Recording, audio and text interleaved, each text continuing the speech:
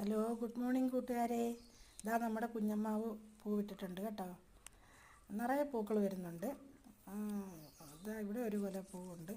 പിന്നെ ഇത് കണ്ടോ, ഇത് പൂങ്കല വരുക, അതിൻ്റെ കൂമ്പായി വരുന്നത്.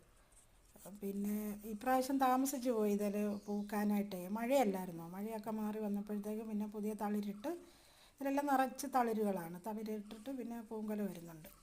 ഇനിയിപ്പോൾ ഇടയ്ക്ക് മഴ പെയ്താൽ അതെല്ലാം കൊഴിഞ്ഞും പോകും. നമ്മളങ്ങനെ മരുന്നുകളോ അങ്ങനെയുള്ള കീടനാശിനി അങ്ങനെയുള്ള ഒന്നും ഞാൻ ചെയ്യത്തില്ല. കിട്ടട്ടെ, പോട്ടെ എന്നുള്ള രീതിയാണ്. പ്രകൃതിദത്തമായിട്ട് കിട്ടട്ടെ. അതാ മുകളിലൊക്കെ ഉണ്ട് ഒരുപാട് പൂക്കൾ. നല്ല രീതിയിൽ പൂക്കളൊക്കെ വരുന്നുണ്ട്. പിന്നെ അസഹനീയമായ ചൂടായതുകൊണ്ട് ചിലപ്പം ചൂട് താങ്ങാനുള്ള കഴിവില്ലെങ്കിൽ ഇതുങ്ങൾ കൊഴിഞ്ഞു പോകും. പിന്നെ ഈച്ച ശല്യം ഒക്കെ വരുമല്ലോ, കായീച്ച ശല്യം. കണ്ടോ, ഇതിലെല്ലാം പൂക്കൾ, പുതിയ കൂമ്പുകളൊക്കെ വന്നുകൊണ്ടിരിക്കുവാണ്.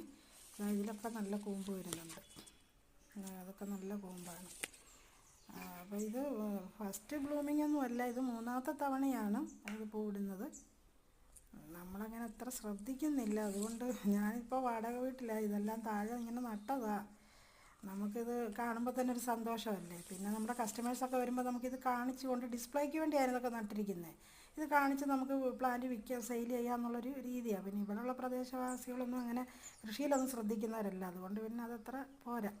എന്തായാലും പൂവിട്ട് സന്തോഷമായി.